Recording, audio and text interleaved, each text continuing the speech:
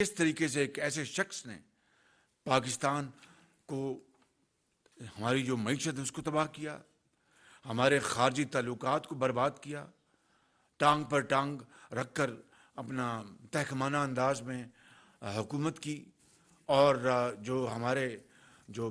بہترین ہمارے جو برادر ممالک ہیں ان سے تعلقات کو اپنا بالکل زیرو پر لے آئے، اور دن رات جھوٹ بولا، دن رات اپنا ایسی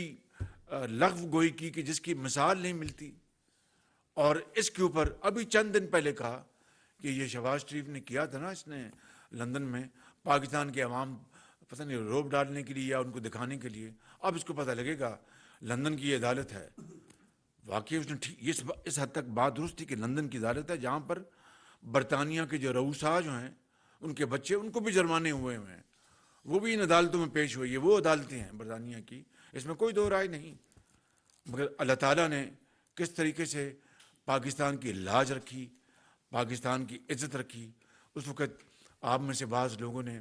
یہ تنزیہ کہا کہ شہباز شریف نے بھڑک تو لگا دی کہ میں جاؤں گا عدالت میں، دیکھتے ہیں کب جاتا ہے۔ پھر جب میں چلا گیا تو پھر کیا آپ دیکھتے ہیں کہ نتیجہ کیا نکلتا، تو نتیجہ آج آپ کے سامنے ہے، قوم کے سامنے ہے۔ ڈیلی میل نے پوری قوم سے معافی مانگ لی ہے، اور وہ آرٹیکل کو ہمیشہ کے لیے انہوں نے اپنا ہٹا دیا ہے۔ اور کل جو اتوار تھی، انہوں نے اپنے اخبار میں، جو کہ 10 لاکھ اس کی ہوتی ہے اشاعت اس کے ڈیلی 1 ملین، اس میں سیکنڈ یا تھرڈ پیج پہ وہ معافی نامہ اس میں شائع کیا ہے۔